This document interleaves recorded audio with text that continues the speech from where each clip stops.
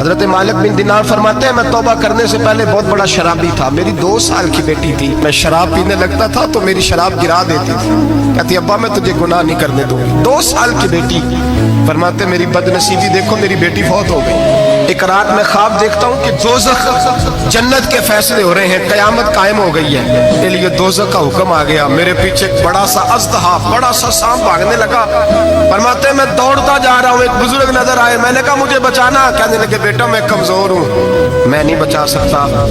کہتے ہیں مجھے میرا اشارہ کیا، کہنے لگے پہاڑ کی طرف جا شاید تو بچ جائے۔ کہتے ہیں میں پہاڑ کی طرف جا رہا تھا تو وہاں سے بیٹی آ رہی تھی، میری بیٹی دوڑتی آئی، میری گود میں بیٹھی اور اژدہے سے کہنے لگی دفع ہو جا، تو میرے ابو کو نہیں جلا سکتا۔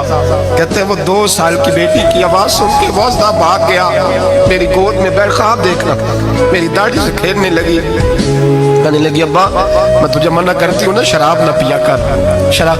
میں نے کہا بیٹے یہ کیا ہے سارا کچھ؟ کبھی ابا جی یہ تیرے برے عمل ہے جو اژدہا بن۔ تو بزرگ کون تھے؟ کہنے لگے بیٹے ابا جی وہ آپ کا نیک عمل ہے پر وہ کمزور بڑا تھا، آپ کو بچا نہیں سکا۔ ابا جی بس کر دیں، بس کر دیں، اب آپ برے کام نہ کریں، آپ توبہ کر لیں، جو پچھلے گناہ ہو گئے میں اللہ کی بارگاہ میں سفارش کروں گی، رب آپ کے معاف کر دے گا۔ مالک بن دینار فرماتے ہیں میری آنکھ کھلی تو میں پکی توبہ کر گیا۔